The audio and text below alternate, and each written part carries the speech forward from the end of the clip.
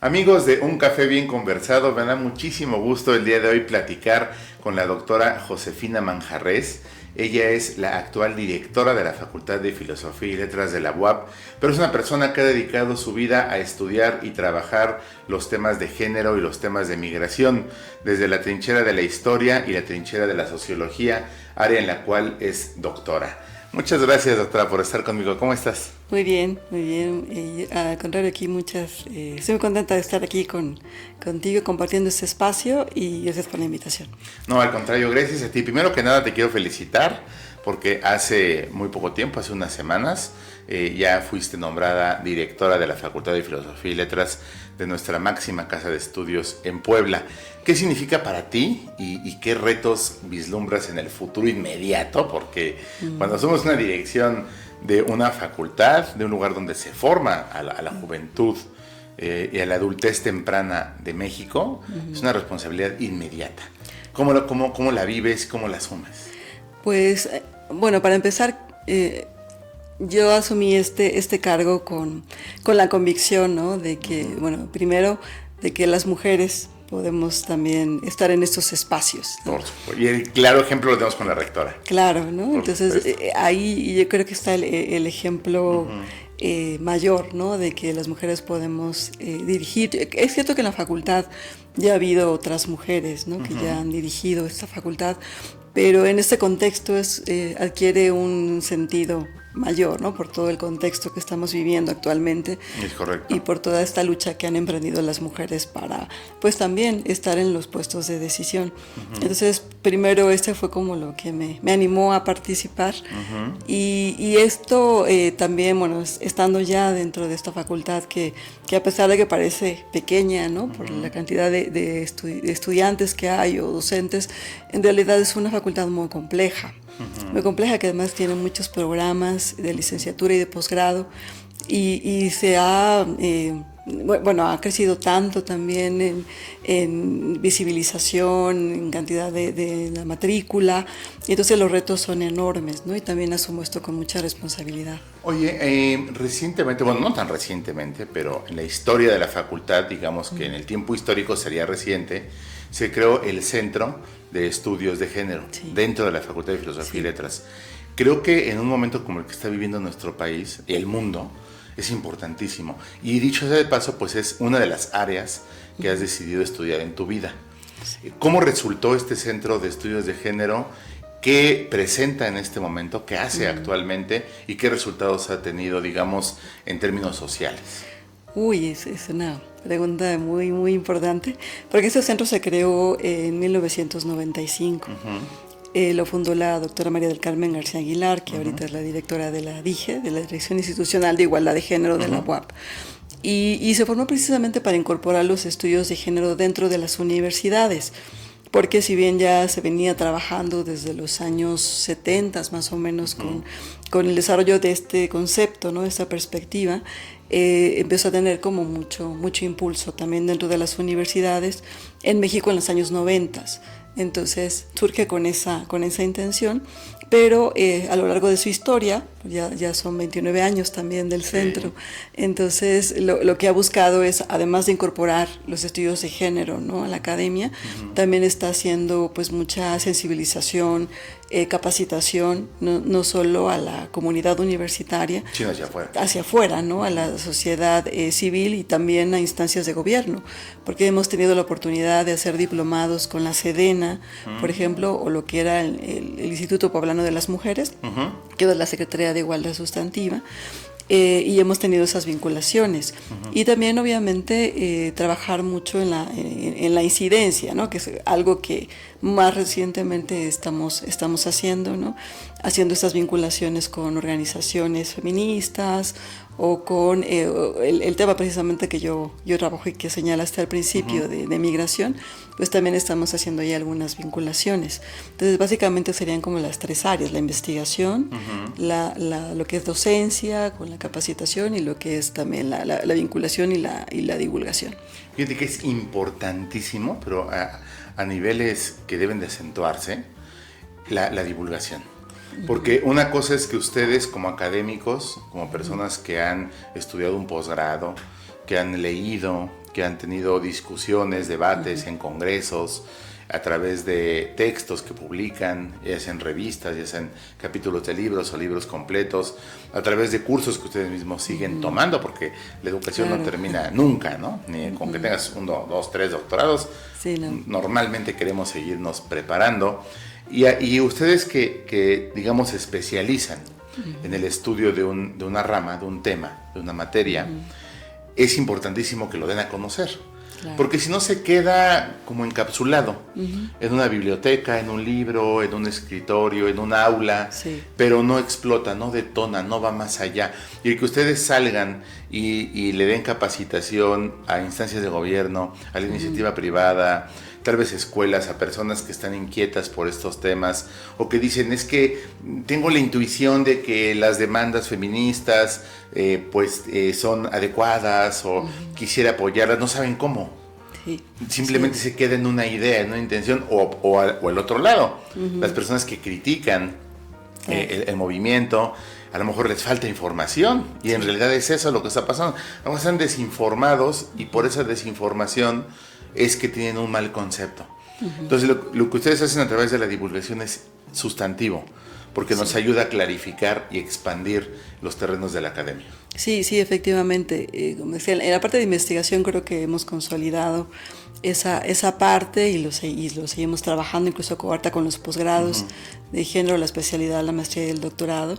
Pero la parte de la divulgación es algo que también nos interesa mucho, no solo en la formación y la capacitación, porque es cierto lo que señalas, ¿no? Hay personas que todavía tienen una idea errónea de conceptos, y pues incluso del propio feminismo, ¿no? Lo que es el concepto de género, o entender esta idea de la violencia, ¿no? La violencia de género.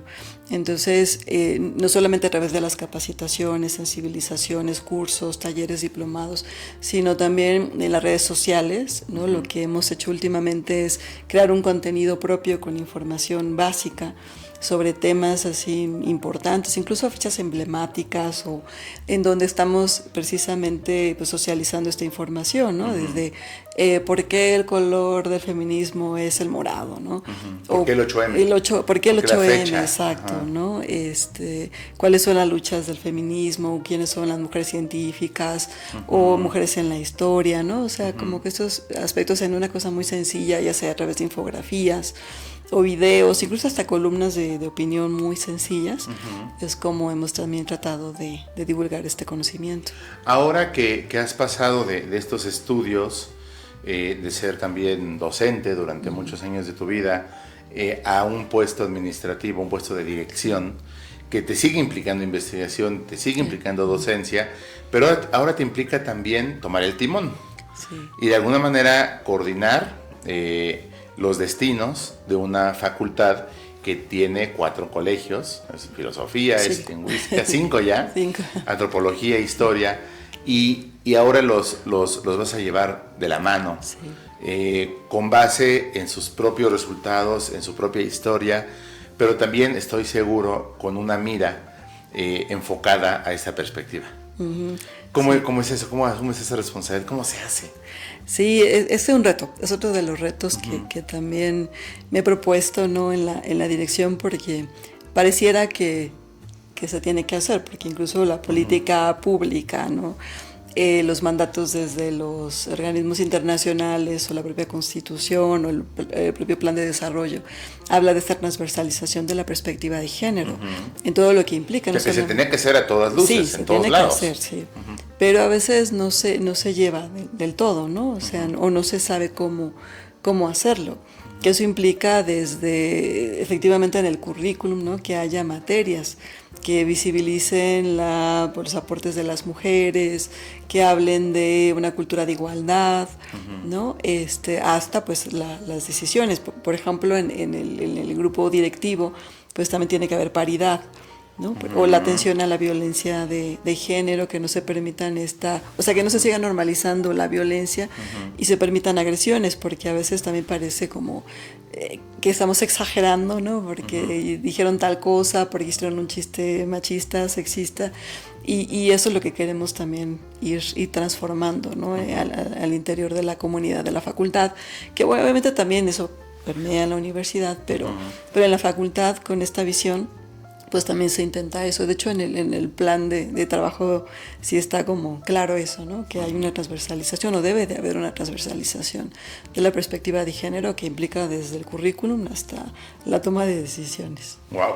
Pues yo pienso que cuando una unidad académica lo hace, de alguna manera, como bien dices, permea a toda la institución, y una institución de la magnitud de la UAP, es la institución más grande de la entidad, de las más grandes del país, se considera una mega universidad, pues debe de permear a la sociedad forzosamente.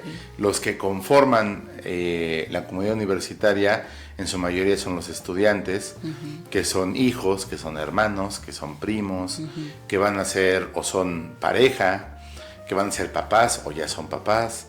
Y entonces, cuando logramos ir introduciendo una forma distinta de pensar, una forma nueva, o una forma renovada, tal vez no totalmente nueva, pero renovada, de entender la realidad, de darle forma y de habitarla, pues podemos confiar en que va a haber una sociedad en un tiempo no muy lejano que empiece a habitar el mundo de una manera distinta.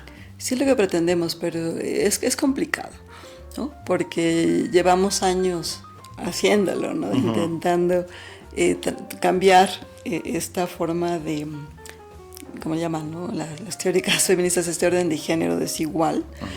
Y no, hay mucha resistencia, ¿no? Por parte de todas las personas, ¿no? No solamente los varones, sino también... ¿A qué se deberá la resistencia? Porque tienen interiorizadas estas creencias, valores, ¿no? Significados de lo que implica ser hombres o mujeres, y no ceden, ¿no? Ante ciertos privilegios o ciertos elementos que hacen que mantener, digamos, una posición de superioridad, tal vez, ¿no?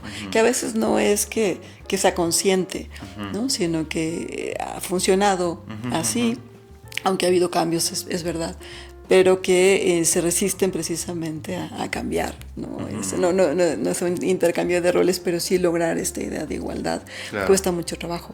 Es que creo que todo ser humano es producto de su historia personal, o sea, todo ser humano en el presente es producto de su historia personal, y la historia personal de cada individuo es producto de su cultura, de la sociedad en la que nació, y nuestra cultura tiene una historia machista tremendamente arraigada, tremendamente arraigada. Sí. Históricamente, pues fuimos un pueblo oprimido. Somos un pueblo que como pueblo, o sea, hombres y mujeres, niños, jóvenes, ancianos, todos, como sociedad, carecemos de alguna manera de una identidad, porque éramos un conjunto de pueblos que a lo mejor unos ni se conocían, en un territorio que ahora llamamos México. Llegan invasores de otro continente. Después del virreinato, durante el virreinato ya no sabemos quién es español, quién es criollo, quién es mexicano. El mexicano como tal no existe del todo, ¿no? Hasta que se da el mestizaje, luego de repente la corona española pues ya nos suelta, porque pues ya ni corona había, ya estaba ahí Francia, y los virreyes toman sus propias decisiones, y se da la secesión de virreinatos en todo el continente. Y los pueblos que quedamos en Latinoamérica, pues nos quedamos, yo decía en un texto una vez, nos quedamos huérfanos de rey y huérfanos de patria. Nos quedamos en un limbo. Y ese limbo ha arrastrado muchas cosas. Ha arrastrado desigualdades sociales, polarización, pobreza, y también estas transgresiones de género, ¿no? Que nos siguen acaeciendo, afectando de manera muy fuerte. Bueno, no pensaría tanto en el limbo, porque sí hay una gestación desde incluso en el virreinato, ¿no? De crear una... los criollos, ¿no? Los que nacieron aquí, pues también tienen un sentido ya de pertenencia al territorio, y empiezan a crear también sus propias ideas, ¿no? Por eso también se da la independencia, si bien es cierto que todavía había un reconocimiento a la corona, también es verdad que buscaban un rompimiento, ¿no? Autonomía, pero sí ha costado mucho trabajo, costó por lo menos durante todo el siglo XIX crear una idea de nación, porque había como dos proyectos al menos en juego. Al menos, ¿no? Al menos en juego, y entonces no fue tan sencillo constituirnos como nación. Pero es cierto, creo que todos los países de América Latina, que fuimos colonias tenemos como esa característica, sí, ¿no? Sí. De que pues como fuimos países colonizados, no sabemos bien qué somos.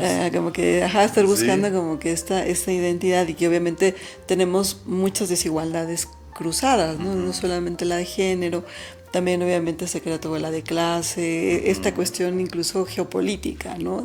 Somos países de tercer mundo, ¿no?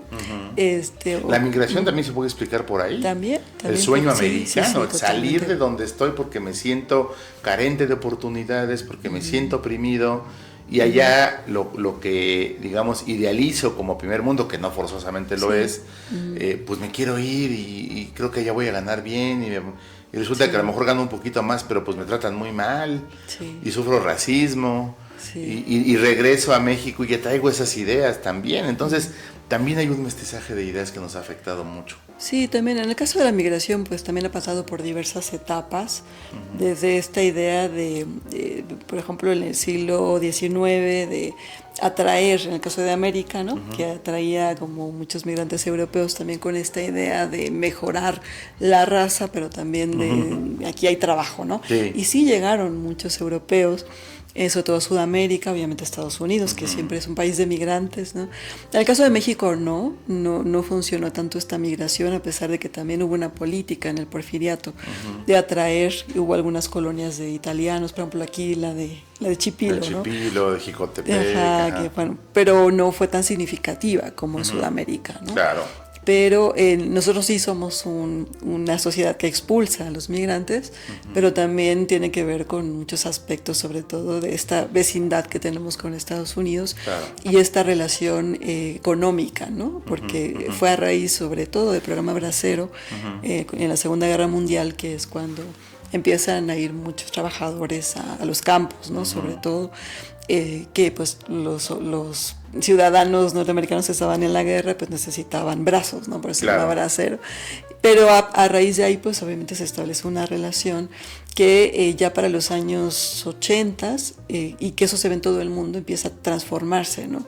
Muchos de estas efectivamente colonias, que fueron colonias o que forman parte de este grupo de países del tercer mundo, son los que empiezan a moverse, ¿no? Estas economías del primer mundo, capitalistas, porque también empieza a cambiar el mercado laboral, un mercado las relaciones económicas, sí. Entonces sí atrae mucha población, y México pues ya no solamente eran las zonas históricas, sino que prácticamente todo el país se incorpora a los circuitos migratorios, ¿no? Correctísimo. Sí. Eso, y entonces pues ahorita estamos en una situación también más complicada, porque se habla de una migración forzada, ya no solamente de una migración por mejorar condiciones de vida, sino de personas que salen huyendo de sus países por conflictos económicos, políticos, inseguridad, incluso por cuestiones ecológicas, ¿no? Salen, y entonces eso es lo que estamos viendo actualmente en México, ¿no? Que si bien seguimos expulsando gente, pero estamos atrayendo más, y no éramos un país que atrajera migrantes, sino o pasaban por aquí para llegar a Estados Unidos, pero hay gente que ya está buscando quedarse. Se quedan. Pues a mí me parece importantísimo que personas como tú dediquen su vida a estudiar estos fenómenos, tanto los fenómenos que tienen que ver con la transversalización del género, como la migración, el hecho de teorizarlos, de hipotetizarlos, de pensarlos.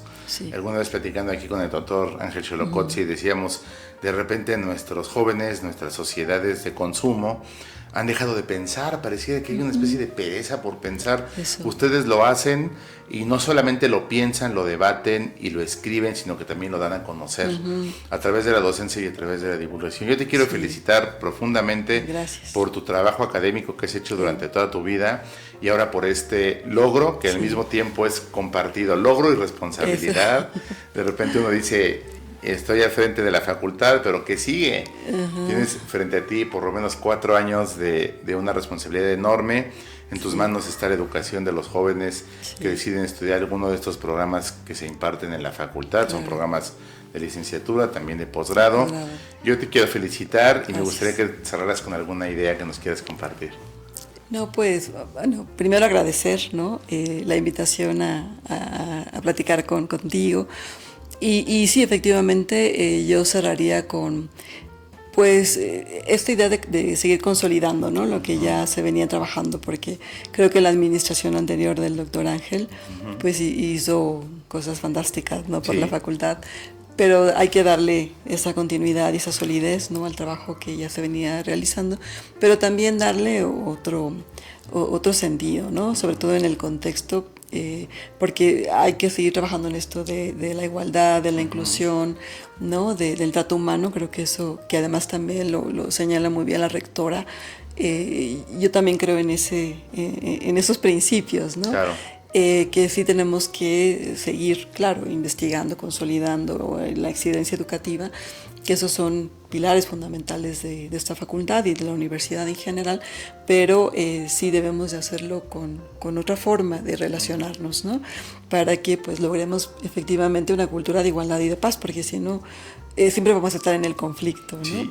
Alguna vez un amigo me decía, no solamente se trata de proponer, sino de dejar establecidos mecanismos que permitan que cuando nosotros no estemos, continúe.